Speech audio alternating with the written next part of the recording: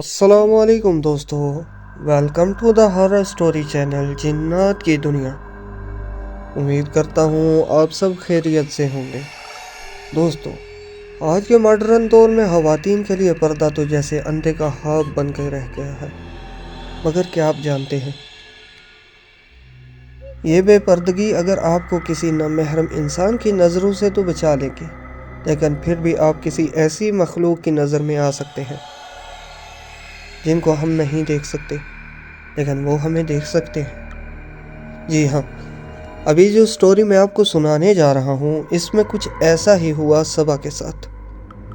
آج کی سٹوری ہمارے ساتھ شیئر کی ہے عمران علی نے، جو ہمارے face group world of ghost کے ممبر ہیں۔ سٹوری کی طرف بڑھنے سے پہلے میں نہایت شکر گزار ہوں ڈاکٹر متین بھائی، شیخ ساجد بھائی اور باقی سب گروپ ٹیم کا، جنہوں نے اس چینل کی سپورٹ میں میری مدد کی۔ وہ اپنی سہیلیوں کے ہمراہ دور سے آتی ہوئی دکھائی دے رہی تھی، کالے یونیفارم میں ملبوس، کتابیں سینے سے لگائے ہوئے، بیگ کاندھے پر لٹکائے، ہنستی مسکراتی۔ وہ روزانہ چھٹی کے وقت اس رستے سے گزرتی اور میں روز اس جگہ اس کا انتظار کرتا رہتا تھا۔ نہ جانے کیا نام ہے اس کا، مگر وہ اس قدر خوبصورت ہے کہ بس جب میں نے اس کو پہلی مرتبہ دیکھا تو دیکھتا ہی رہ گیا۔ ایسا نہیں ہے کہ میرے علاقے میں، میری قوم میں خوبصورت عورتوں کی کمی ہے، مگر دل جس پر آ جائے، اور میرا دل اس پر پوری طرح آ چکا تھا۔ باتیں کرتے کرتے اس نے اچانک میری جانب دیکھا۔ میں آڑ میں ہو گیا، حالانکہ میں جانتا تھا کہ میں جہاں ہوں وہ مجھ کو نہیں دیکھ پائے گی، مگر میں ہرگز نہیں چاہتا تھا کہ ابھی وہ مجھے دیکھے، میرے بارے میں کچھ بھی جانے۔ مجھے مناسب وقت کا انتظار تھا۔ امی امی کہاں ہیں آپ؟ صبا نے گھر میں داخل ہوتے ہوئے شور مچانا شروع کر دیا۔ کوثر ہاتھ پہنچتی ہوئی کچن سے نکل آئی۔ آ گئی میری بیٹی؟ جی ہاں، اب جلدی سے کھانا نکالے، مجھے سخت بھوک لگی ہوئی ہے۔ امی، رات کو میری دوست فرا کی سالگرہ ہے، صبا نے کھانے کی میز پر اطلاع دی۔ صبا، میں نے تمہیں پہلے بھی بتایا تھا کہ تمہارے ابو تمہارا روز روز گھر سے نکلنا پسند نہیں کرتے۔ ابھی 2 دن پہلے تو تمہارا سارا گروپ شاپنگ کرنے نکلا ہوا تھا، کوثر نے کہا۔ کیا امی؟ صبا نے حسب معمول منہ بنا لیا۔ سب لڑکیاں ہی ہیں، ساتھ جائیں گے، ساتھ آ جائیں گے، میں کچھ نہیں جانتی، کوثر نے صفائی میں کہا۔ اپنے ابو سے خود اجازت لے لینا، ان کو تمہارا نہ تو روز روز باہر جانا پسند ہے، نہ اتنی رات کو گھر واپس آنا۔ ابو جی، میرے پیارے ابو جی۔ صبا پیچھے سے آ کر ان کے گلے سے لٹک گئی۔ اشفاق صاحب نے اخبار سے سر اٹھا کر اس کو دیکھا۔ جی، کوئی نئی فرمائش؟ ابو جی پر لاڈ کام کے وقت ہی کہا جاتا ہے۔ او میرے پیارے ابو، اصل میں آج میری دوست فرا، وہی فرا یہاں آگے ہی تو رہتی ہے، صبا نے وضاحت کی۔ آج اس کی برتھ ڈے ہے، ہم سب فرینڈز انوائٹڈ ہیں۔ یہ بات ہے، اشفاق صاحب گویا ہوئے۔ جی، تو آپ سے جانے کی پرمیشن چاہیے، وہ تھوڑے سے پیسے گفٹ کے لیے، یعنی صرف 1000 روپے بس۔ صبا نے بات ختم کی۔ اشفاق صاحب کوثر پر تو خوب گرجتے برستے، مگر اکلوتی بیٹی کی ضد کے آگے ہار جاتے تھے، ایسا ہمیشہ ہی ہوتا تھا۔ چلو ٹھیک ہے بیٹا، مگر جلدی واپس آ جانا، حالات بالکل ٹھیک نہیں، خاص طور پر جوان لڑکیوں کے لیے۔ آخری جملہ انہوں نے اپنے دل میں کہا تھا۔ میں بے چینی سے شام کا انتظار کر رہا تھا۔ میں نے صبح اس کی گفتگو سن لی تھی، آج اس کو دعوت پر جانا تھا، میں اس کی سج دج دیکھنے کو بے قرار تھا۔ آج سے پہلے میں نے ہمیشہ اس کو کالج کے سفید یونیفارم میں ہی دیکھا تھا، نہ جانے رنگ اس پر کیسے لگتے ہوں گے۔ میں بے چینی سے شام کا منتظر تھا۔ صبا، کوثر اس کو آوازیں دیتی اندر آئی، مگر ڈریسنگ ٹیبل کے آگے کھڑی صبا کو دیکھ کر ان کے ماتھے پر بل پڑ گئی۔ یہ تم نے کیا پہنا ہوا ہے؟ سیاہ جھلملاتے ہوئے لباس میں ملبوس صبا ان کی طرف مڑی۔ میکسی ہے مما جان، اور کیا؟ وہ اٹھلائی۔ یہ تم لائی کہاں سے ہو؟ میکسی جو کہ انتہائی گہرے گلے والی تھی، اس کی آستین غائب تھی۔ اس دن جو شاپنگ کے لیے گئے تھے تو وہیں سے لائی تھی، صبا نے انتہائی بے نیازی سے بالوں میں برش پھیرتے ہوئے جواب دیا۔ تم یہ بیہودہ کپڑے پہن کر ہرگز گھر سے باہر نہیں نکلو گے، اگر تمہارے ابو نے دیکھ لیا تو۔ امی پلیز ہر وقت ابو کا ڈراوا نہ دیا کریں، اس نے ماں کی بات کاٹ دی۔ اب آپ دونوں کے پرانے خیالات کی وجہ سے میں اپنے شوق بھی پورے نہ کروں۔ سب لڑکیاں ایسے ہی کپڑے پہن رہی ہیں۔ صبا اپنی دوستوں کے ساتھ گھر سے نکل گئی، اور اس کی کسی دوست نے بھی اس طرح کے کپڑے نہیں پہنے تھے۔ سب عام شلوار قمیض میں ملبوس تھی۔ کوثر ماتھے پر بال ڈالے اسے گھورتی رہ گئی، مگر ان کے بس میں کچھ نہیں تھا۔ صبا ان کی اکلوتی اولاد تھی۔ لاڈ پیار نے اس کو بے حد بگاڑ دیا تھا، اور یہ انہی کی بے جا حمایت تھی جس کی وجہ سے اشفاق بھی اس کو کچھ کہتے گھبراتے تھے۔ اپنی ساری جلاہٹ وہ کوثر پر نکالا کرتے تھے۔ شکر ہے اس وقت وہ گھر پر نہیں تھے، ورنہ نہ جانے کیا ہوتا۔ کاش صبا جلدی گھر آ جائے اور اشفاق صاحب کی نظر اس پر نہ پڑے۔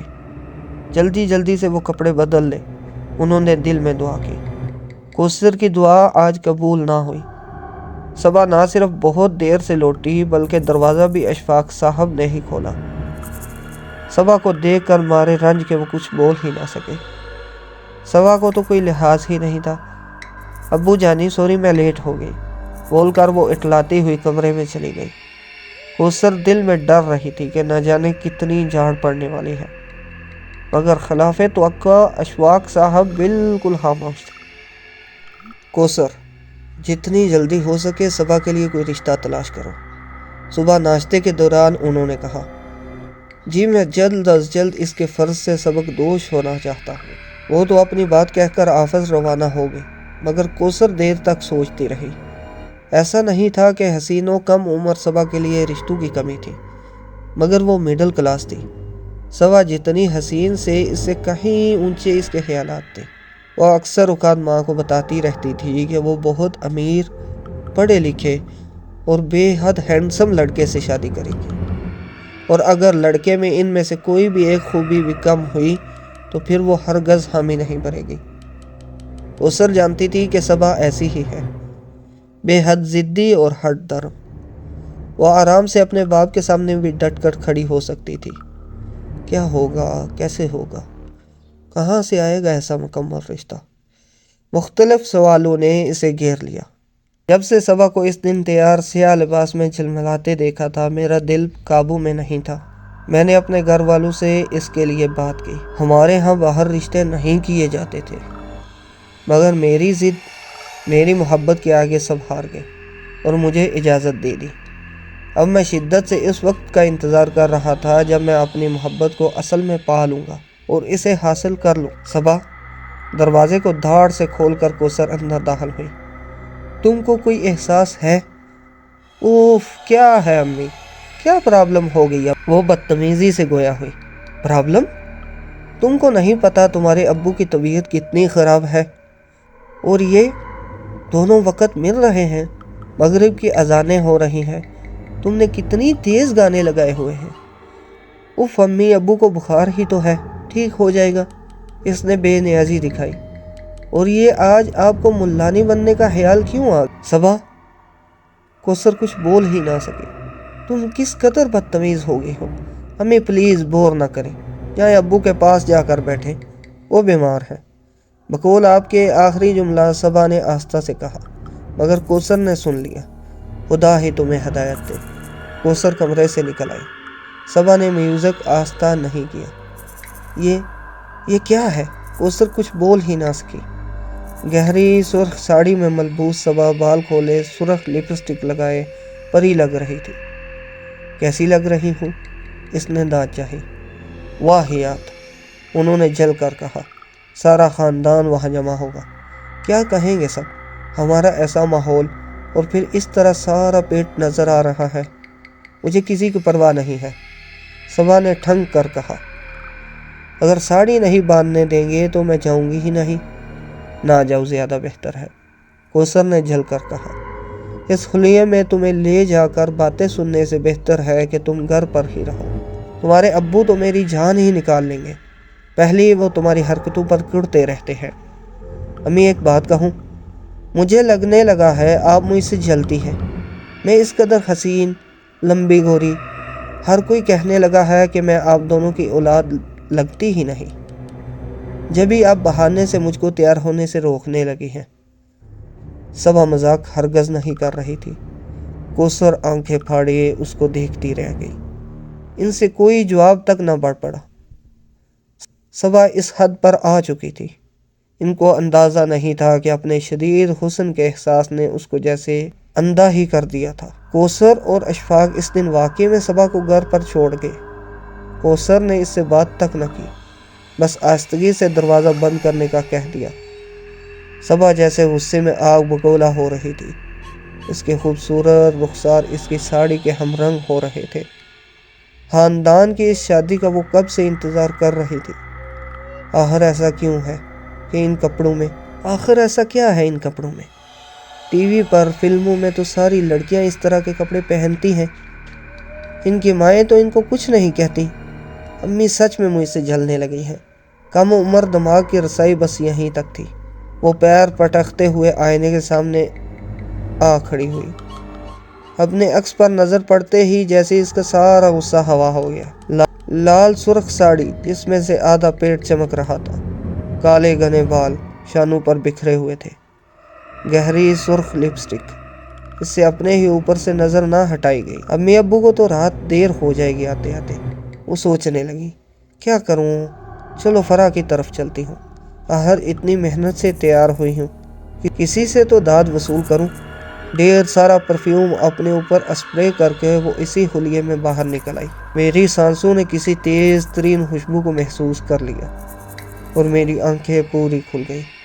میں نے سامنے دیکھا، وہ بالکل وہی اکیلی تنہا اٹھلا کر چلتی ہوئی، لمبے کھلے بال، کھلا آسمان، ستاروں تلے تیز خوشبو، سرخ رنگ۔ یہ تمام چیزیں مجھے کتنی متوجہ کرتی رہیں۔ وہ مجھے اپنی طرف کھینچ رہی تھی، دیوانہ کر رہی تھی، بے بس کر رہی تھی۔ میں بے ساختہ اس کی طرف جھکا اور صبا کو نہ تو رات کے اندھیرے سے کوئی محسوس ہو رہا تھا، نہ اپنے اکیلے پن سے۔ جوانی ویسے ہی بہت بے خوف ہوتی ہے۔ چند گلیوں کے پار ہی تو فرح کا گھر، اس نے سوچا تھا۔ امی ابو کے آنے سے پہلے ہی لوٹ آؤں گی، اور اگر دیر ہو بھی گئی تو میری بلا سے آخر کیوں مجھے چھوڑ کر گئی۔ بدتمیزی سے سوچتے ہوئے اچانک اس کی نظر رستے میں پڑتے پرانے برگد کے درخت پر پڑ گئی اور اس کے گلے سے بھیانک چیخ برآمد ہوئی۔ میں نے اس کو آرام سے چند لمحوں میں اوپر کھینچ لیا۔ اس کے ساتھ کوئی رکاوٹ، کوئی حصار نہ تھا جو مجھے روک سکتا۔ پر اسرار میں اس کو اپنے ساتھ لے آیا، اس درخت پر، اس قدیم پر اسرار برگد کے درخت پر جہاں میرا گھر ہے۔ اس کی ہر شاخ پر کوئی نہ کوئی آباد ہے، میرے خاندان کا، میری قوم کا۔ اب آپ سمجھے نا میں کون ہوں۔ تو دوستو، آج کی سٹوری آپ کو کیسی لگی؟ آپ کے خیال کے مطابق برگد کے پیڑ کا باسی کون ہوگا؟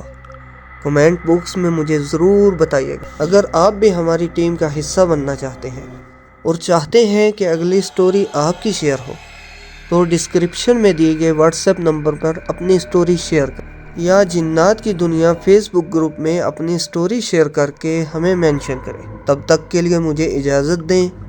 اللہ حافظ۔